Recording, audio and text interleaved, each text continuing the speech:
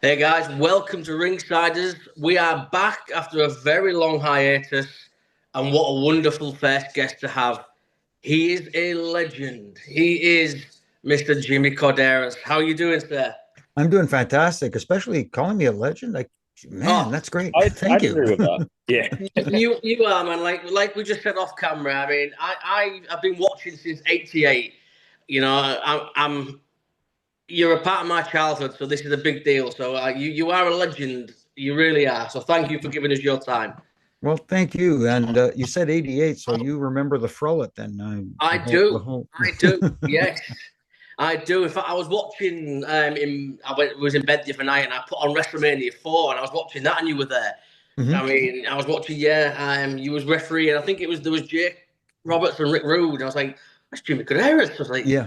yeah. I Mhm. mean, you've seen it all, man. You've seen it all from that era. Obviously, I want to talk obviously what's going on now, but it'd be nice to get a few tales from back in the day, if that's all right. Absolutely. I mean, like you said, Absolutely. you was there from what, 87, 88? Yeah, I began working for former WWF president Jack Tunney here in Toronto Yes, in 1985, but I didn't begin refereeing until February of 1987. That was when I yes, first started. Yes. because I do. I'm going to show it now. I do have your book. Well, Yes, Amazing. and I was reading that you was a stretcher bearer. Is that correct? oh, that was part of the duties. Whatever was needed before I started refereeing, it was, anything from I need this, go pick this up. And then every once in a while, Jack would hand me the keys to his Fleetwood Cadillac and say, oh, go to the airport and pick up Randy Savage and Liz at the Marriott. And I'd be like, oh, okay, sir. I'm trying to be professional, but at the same time, I'm going, oh my God, I'm going to go pick up Randy and Liz. This is great.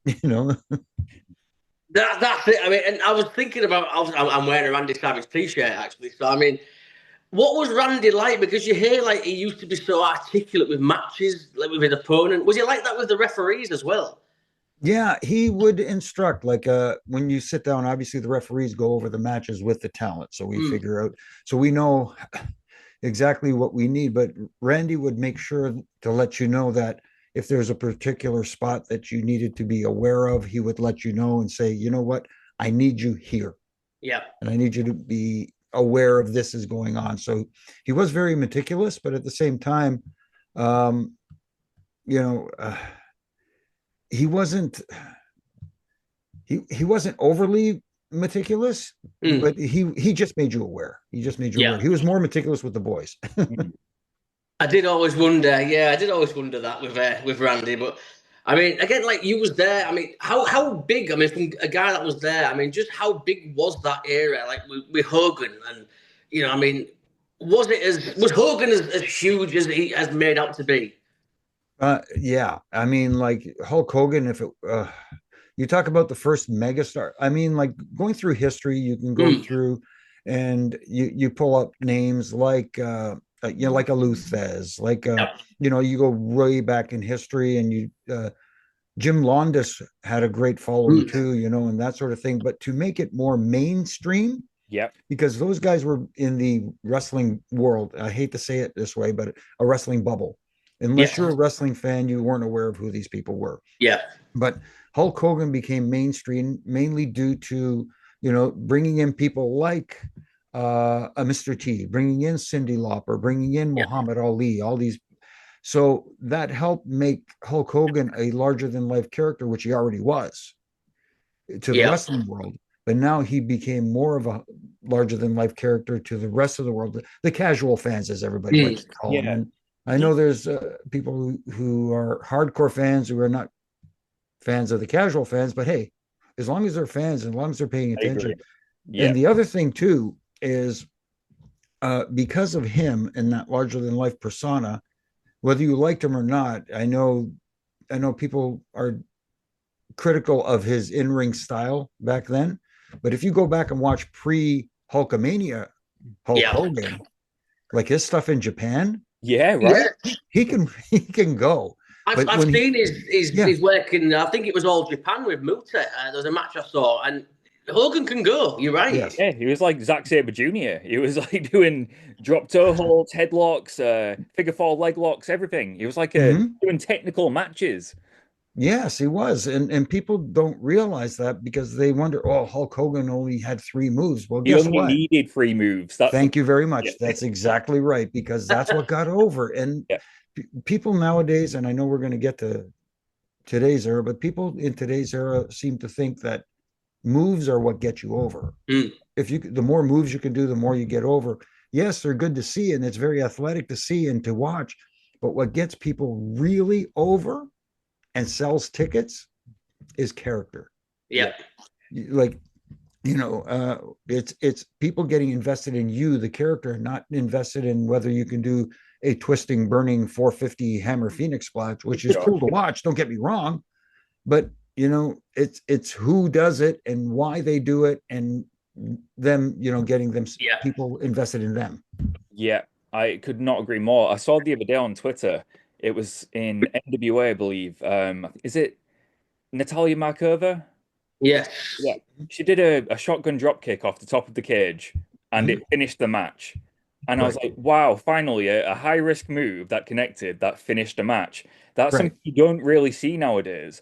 And Mhm. you expect like the kick out on 2.5 or something Right. like that, or even one, and then they get up and do that fighting spirit thing. And I just can't buy into that. But it was so I, good I, to w- see I it. will say this: that kick out at one, and then, like you said, showing the fighting spirit can work when done under the right circumstances. Like Oh, it was done recently by Sami Zayn. Yeah. The yes. match with Gunther. Yeah. When it was done there, because it was so unexpected, and Sammy is so great at fighting from underneath. He is such a Yeah. great Maybe you babyface have to fighter. be a good enough underdog like Sami Zayn to make it work. Because Mm-hmm. I've seen it in just random matches that, like in the middle of a TV show where you get it, and it's like that felt out of place. It's got to Right. be a moment where it warrants that reaction, and I think Mm-hmm. that's what's maybe missing. Especially, I don't want to seem like I'm just attacking certain promotions, but like in AEW, I see it quite a lot. This kind of style, and it's like sure, like you said, you see a lot of great moves in a show or an event, but when you think at the end of the show, you think, well, what happened? It's not the moves that you're remembering; it's the story beats that happened during the show. And I don't know if there's Mm-hmm. enough of those at the moment in AEW to make me watch it on a weekly basis, if you know what I mean. I'm not Mm-hmm. watching AEW just for moves. I Right. need I need story. Need a story. Yeah. Yeah, I need story and character. And I don't think they're lacking character. I just I'm just not sure they're utilizing it as much. I think they're playing to a certain fan base, and I don't know if it's working for them at the moment. But what's your thoughts on that? How do you feel like AEW is doing at the moment? I think they're starting to realize that they need to implement more stories and tell stories for a longer period of time, because I do think that they tell stories at times, They do? but they race right through them so fast they don't give them time to develop, Mm. let people get like absorbed by it. Yeah. Yeah. And then some of the stories that they do tell long term, and I'll use this example, the Death Riders. When it started off, I went, oh, okay, we got something Yeah. here. If Yeah. they Yeah. play it right, this could, and it just seemed to go off the rails for some reason. I don't know if it was because they didn't put as much thought into it, into because when you come up with a long-term story idea, you have to think of what is your end game? Where do we want to end up at the end of this? And you have to have a conclusion in play, written down, and say, hey, this is where we want this story to end, this is where it's going to end, and this is how it's going to end, Yeah. and Yeah. then work backwards from there. Not backwards. Yeah. Yes. Yeah. But if you're going and you're flying by the seat of your pants and saying, okay, this worked this week, we'll continue, what are we going to do next week? I'm not sure, we'll see where this leads. When you start doing that and you Mm. don't have a game plan that you can work on, at times it may work, but most of the times it won't. Yeah. Yeah. But And that's at least today's AEW, they've got some stuff. They got some great talent there. Sure. oh yeah. They just need to be. I hate to pick on the owner, but you need to need to have more structure, more organization. Because recently, as has come out, they don't do production meetings before the shows, and that's vital to have everybody on the same page. Everybody know what is going on during the show, who is doing what, you know, uh, communication with the production truck, so they know what's going on, so they could shoot things properly and kind of miss other things that you don't want them to see on camera.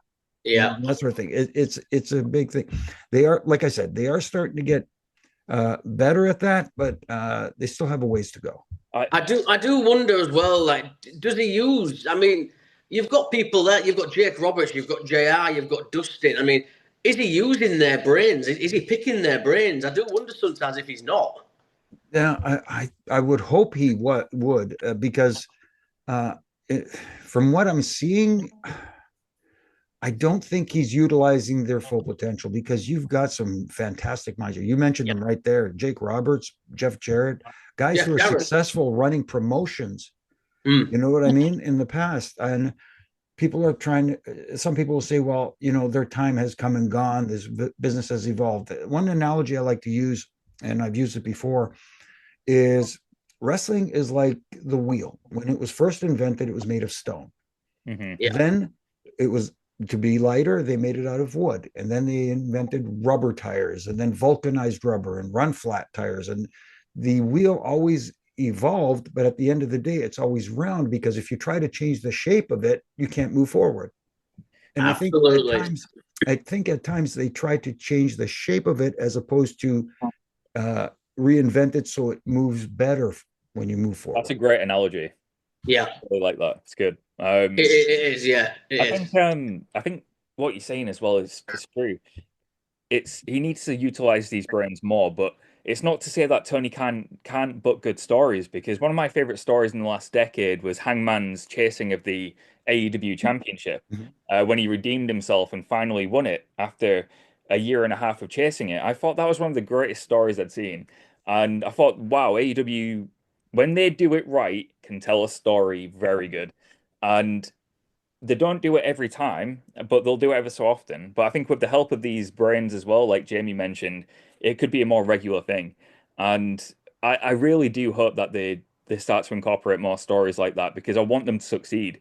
I really want you know, we all do. If you're a wrestling fan, you want every company to succeed. You know, yes. This whole narrative of people wanting them to go away, especially people in the industry. And if there's anybody in the industry who really thinks that way, you know, I'm sorry, you don't belong in the industry, or even fans. If you're a fan that wants to see them go away, come on. I don't want to see anybody go away. I've got friends there that are working there. And you think of all the people that are working, like God bless Tony Khan for bringing AEW to the forefront to give another option for people to work. Absolutely. And, but at the same time, he's got to take advantage of the people that are around him. Yes. And you brought up the Hangman Page, great example. And you know, he's seeing a resurgence now with the AEW audience again today. But when he won the AEW championship, the story of him finally achieving that goal was great, getting there. The only problem they have sometimes, and they did it with Swerve. Swerve was a great champion. It was a great moment. What happened after that? Yeah. They don't follow up on that sort of thing, because they said, okay, great, he's won his title, now what? Okay, we'll figure it out. On the flip side, Jimmy, so we've been saying about stories that's like really good at the first part, like with Hangman chasing the championship. What did they do after? Not much. On the flip side, in WWE, we've had the bloodline story going for what seems like a decade. I think it's about 40 years. Right. Some parts of it, some beats of that story have been absolute cinema. I hate that phrase, but it really has. And I think it's been a great story from start to now. There's been parts where it's dipped and gone back up again. Do you think that story is ever going to end? Or do you think we're still only maybe in the first half of that story? I think it's going to continue, but in a different path. It's not going to be Bloodline 2.0 versus Bloodline OG.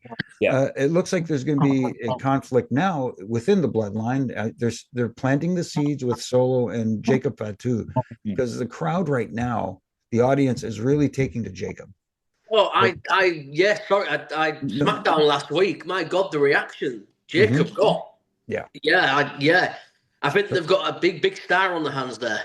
Yeah, so it looks like they're leading, because they're a little over a month away from WrestleMania.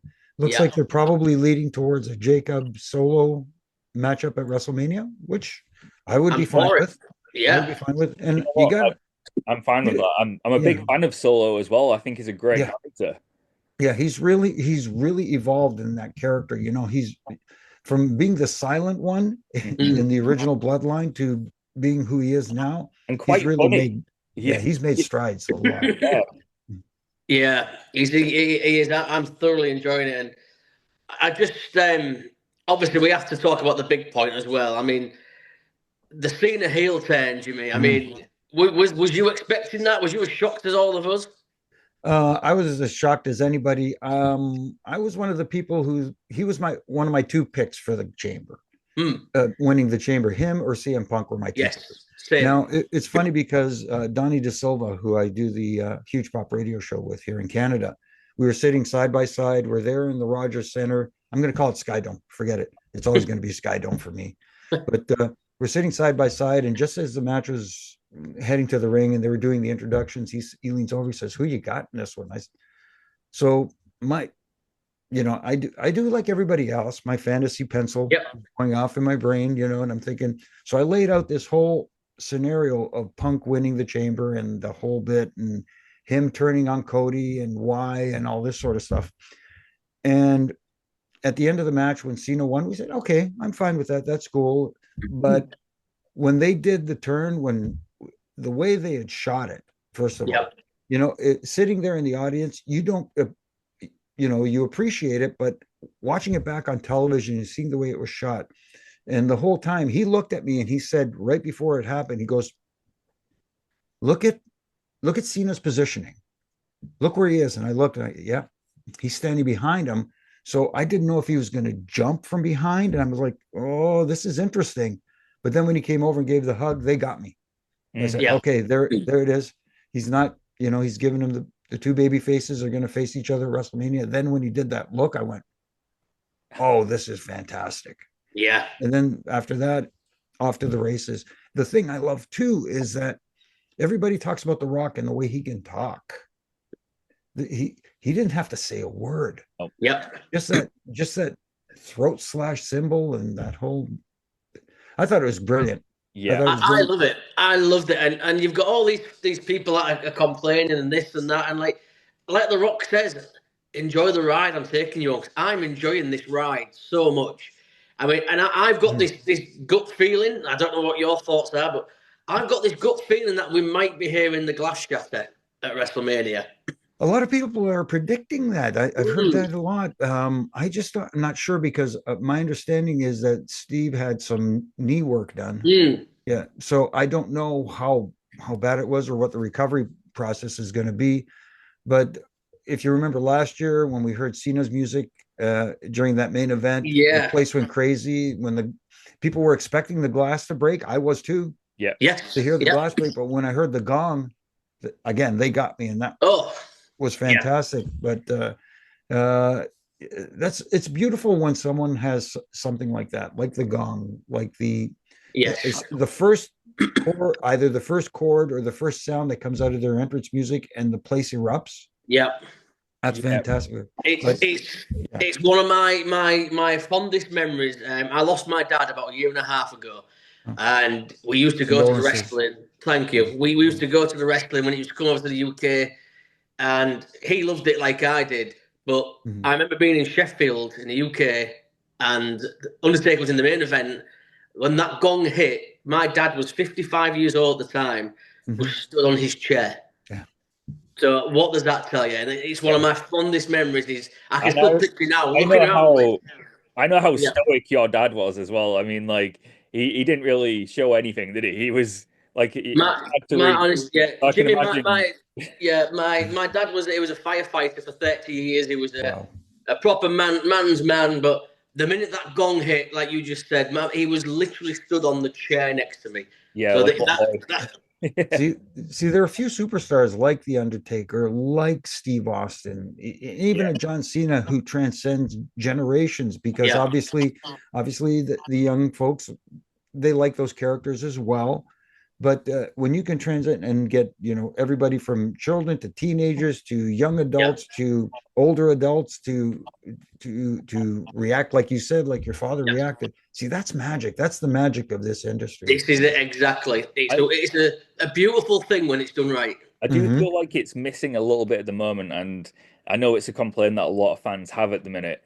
Some of the entrance themes at the minute in WWE especially seem a bit lazy, and a lot of the superstars apparently have complained about it too. And when the Royal Rumble happened, before when I was a kid, you used to hear the entrance theme and the first part of the entrance theme, and I was like, oh my God, it's even like Chavo Guerrero or somebody. I was like, he had a really iconic entrance theme. And now I have to wait for the name to come up on the screen before I know who it is. And I feel like it is missing a little bit. Like you have that gong, the glass shatter, those iconic entrance themes. I do feel like that's missing a bit at the moment. Do you feel the same or? For the most part, because obviously they're readjusting people's entrance themes, which, like you said, it's going to take a lot of getting used to. Just like in AEW with Adam Copeland. I mean, the entrance theme is fine. People recognize that, but again, you have to get readjusted to instead of rated R superstar Edge, now you have to go rated R superstar Adam Copeland, but now it's Cope. So those changes just take time to get used to. But the entrance themes in WWE, I hate to say it, some of them are sounding a little more generic, as opposed to recognizable. Like for The Rock's music example, you still hear that if you smell when he comes out, but then after that, it's more of a slower, more deliberate. And I get why they're doing it because of the final boss character. You want it to sound like, stoic. But at the same time, people recognize, the original version. And when you change it, it does take a little getting used to. And like you said, during the Royal Rumble, sometimes it's like, okay, who is that again? Oh, really? It's them? Just bring back the Hollywood Rock entrance theme from 2003. It's my favorite. I listen to that when I'm at the gym on repeat. I just think it's such a good theme. Yeah, my gym song's Triple H because I'm a Motorhead guy, so I have Motorhead on repeat. So, but what's your thoughts as well on like the job Triple H is doing? I think he's doing fantastic. I mean, the one thing about Triple H in this era right now is he's so open to everybody's suggestions. Obviously, he's the final word. He's going to make the decisions at the end of the day, but he's open to everybody. He's surrounded by some great minds. Yeah. Obviously Road Dogg is back, and you can say whatever you want. Road Dogg is just a savant when it comes to wrestling. He knows this stuff. He's got Sean there, who's not only one of the greatest minds, but greatest in-ring performers. And he's got Paul Heyman. Yeah. I mean, like, is there more you have to say? But he's open to everybody, and even the talent. When the talent, they say, hey, here's what we're going to do. What do you think?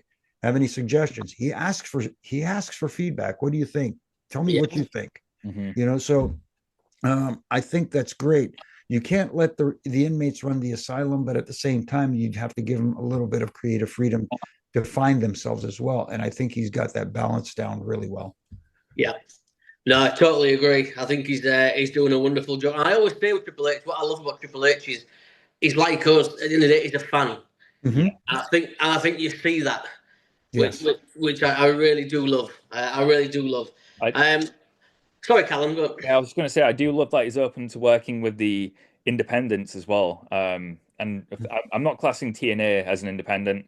It's TNA. They've been around 25 years now. Going on, yeah. It's good to see them working with TNA, but also Natalia as well. She's working in the NWA coming up. So it's good to see that they're actually branching out and, offering this opportunity that didn't exist before. And I think Triple H is a fan of the independents. He knows that a lot of his top stars have come from the independents. So it's good to see that relationship now. And are you excited for this TNA NXT collaboration? Do you think it's going good so far? I think it's really going good so far. I'm glad that they didn't go overdo it at the beginning. They're slowly integrating talent back and forth, which is really cool. And the one thing I find really interesting, I know you talked about John Cena, is somebody has been mentioning him from TNA, and that's TNA World Heavyweight Champion Joe Hendricks. Yes. And you know what? People are saying, yeah, but would John Cena go to TNA? I can see it happening. Yeah. I really could see it happening because, TNA is running the, what's that arena here in New Jersey somewhere? Anyways, they're running a big venue for one of the major pay-per-views. Who knows? You may see him show up.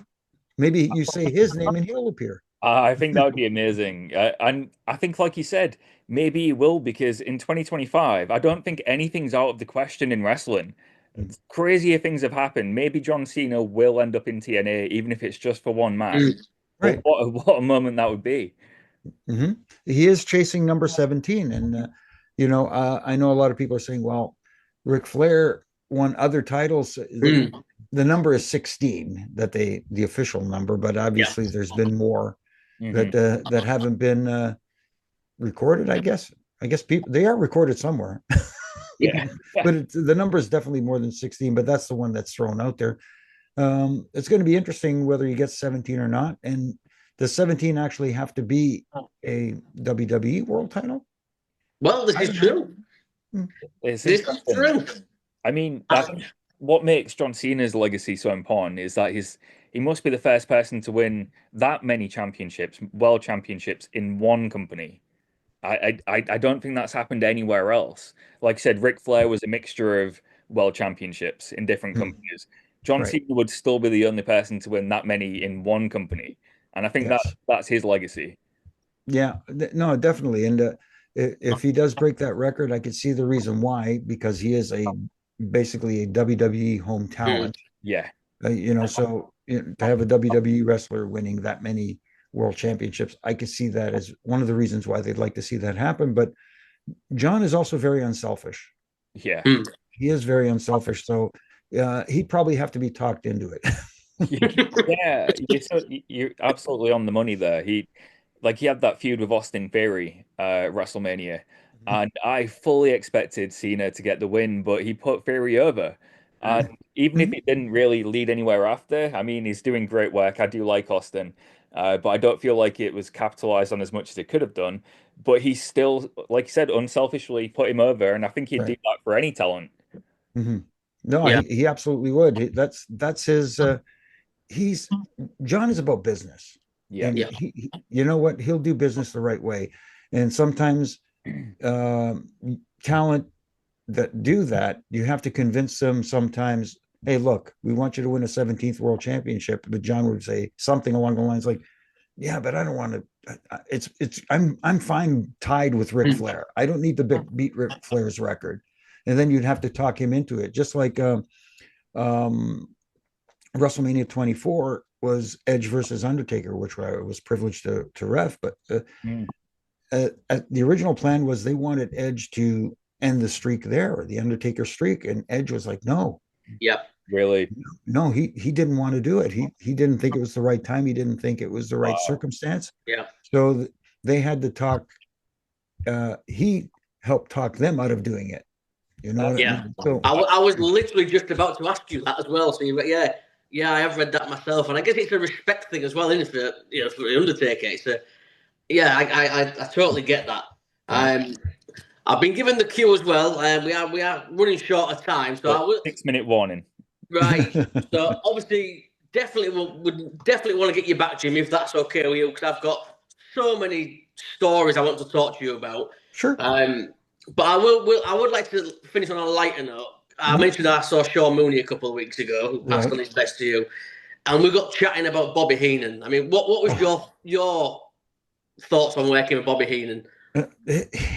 Just trying to keep a straight face with Bobby, because, well, at TV it was one thing. He was funny being ringside and listening to him do commentary, of course. But when he was managing, like when he was managing Andre the Giant, stuff like that at house shows, he'd do these ridiculous little things. He'd say something, he'd scream out something to the ring, and you'd be like, you'd be stunned for a few seconds. like, okay, I don't know how to react to this. And you're trying to not laugh, but he'd take these pratfalls on the outside of the ring, just randomly when nobody's touching him or anything like this, or like he'd act like he tripped, or he'd try to climb up on the apron and couldn't get up there, and he'd do a pratfall off the apron, and you're going, what the heck is he doing?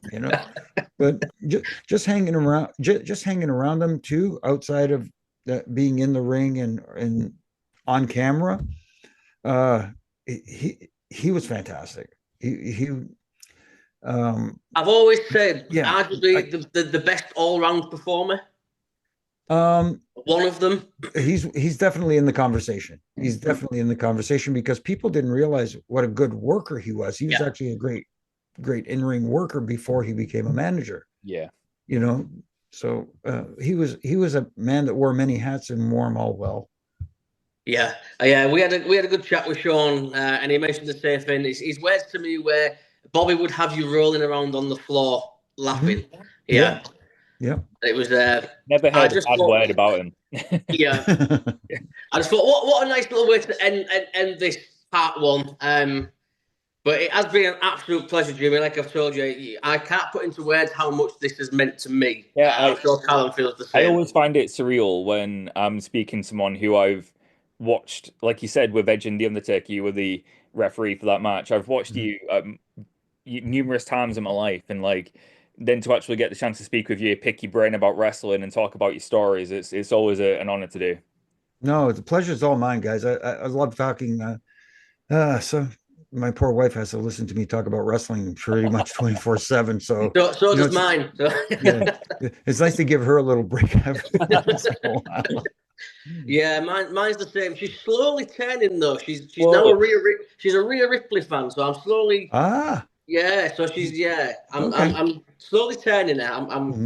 It's a slow turn, but we're getting there. Yeah, but one step at a time. Yeah. Is there anything you wanna plug and promote, Jimmy, before we go? Oh, I appreciate that. Yes, the things I'm up to right now. Right now I'm on the Reffing It Up podcast with my good brothers in stripes, as I like to call them, Brian Hebner and Daniel Spencer, who's lead TNA official. And also I have to give a shout out to our producer, RJ. He holds that glue together. Thank goodness for him. And also here in Canada, Huge Pop Radio with my buddy Donnie De Silva on TSN Radio. And we're also on iHeartRadio and have our own website, hugepopradio.com. We get to talk about wrestling and we get to interview some great superstars. For example, this past week we had Carmelo Hayes, which was kind of cool, and got to meet him, and him and I have now become friends, which is kind of cool. So the next generation actually knows who I am, which is kind of flattering and also wow, humbling at the same time. Yeah, you're a humble man. I'm sure most of them do. Yeah, so I'm keeping busy with those, and also my ref and rants on all my social media platforms, which it's not meant to tear down. It's meant to the term tighten screws that I believe need tightening. That's all it is. It's a critique. It's not bashing. I know people tend to say you're bashing this and bashing that. Why are you always picking on these? I'm just pointing out little things that I think could use some fixing. That's all. Mm-hmm. Well, we enjoy it. And if anyone's listening as well, I remind you again, go and get Jimmy's book, The Freak. Yes. It's well worth a read. It's a wonderful book.